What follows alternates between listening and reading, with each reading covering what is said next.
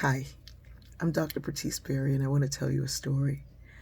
I live in Georgia, also known as the Peach State. I've lived here about 14, 15 years. For years, I would not eat peaches. I didn't like peaches, and I told myself it was because of the fuzz on the outside, the texture, or if you sliced it, maybe I could eat it. And finally, I started eating peaches, but not too often, not too much. And I didn't really understand why, and then I remembered.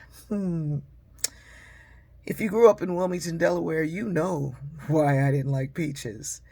I think I was 14 that year. It was August, end of August, really hot summer.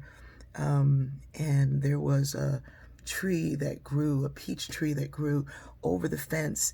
And during the school year when we were kids, if you ran and peaches would fall, but if you could climb that fence and get to the top of that tree, which was on the outside of the fence, ooh, you could get a really sweet peach.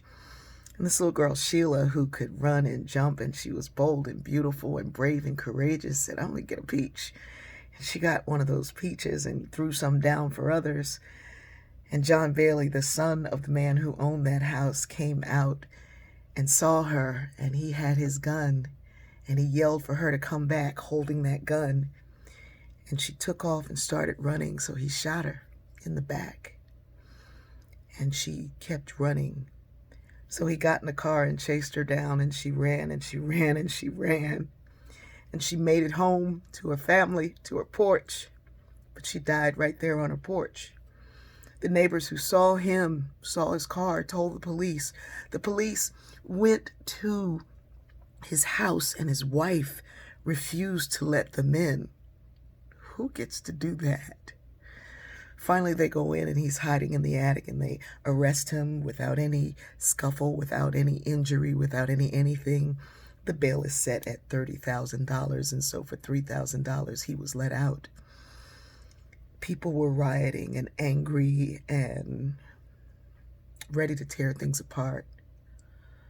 They set the bail a little bit higher, but he got out again, so they began to protest in front of his house. And I can remember back then my pastor, Reverend Rainey, standing in front of people who were ready to take things in front to the downtown and just go at it because people were angry.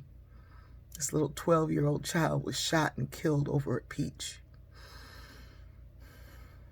This man tried to accuse a black man that he saw of doing it.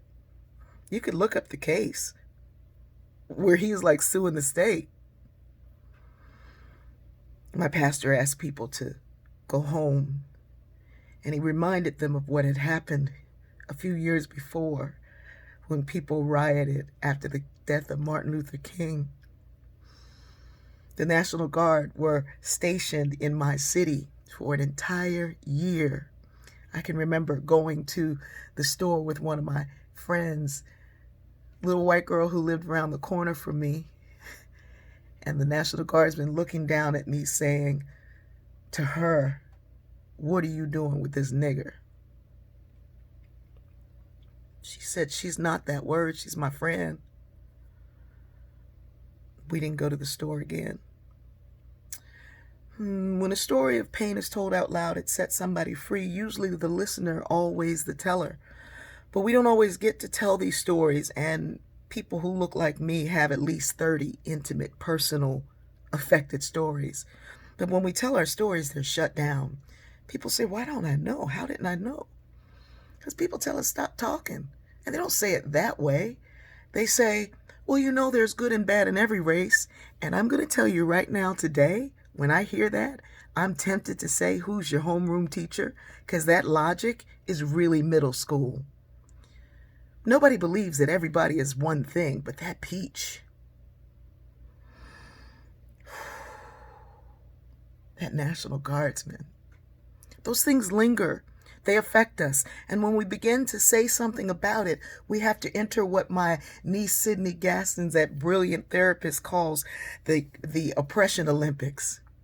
And people are trying to compete with folks whose ancestors were bought, sold, forced to build a country whose riches they can't participate in equally. You can win. I don't want to win the oppression Olympics. We all have stories, and stories connect us. There's a reason why when I tell you a story and you have a story and we can go back and forth. I did it last night with my friend Lily. We told story after story after story for 2 hours until we were laughing freely and could go to sleep.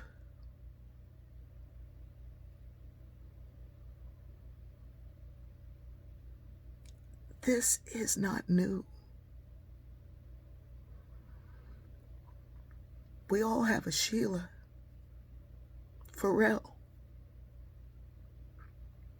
We say her name. There are too many names. Uncle Sonny.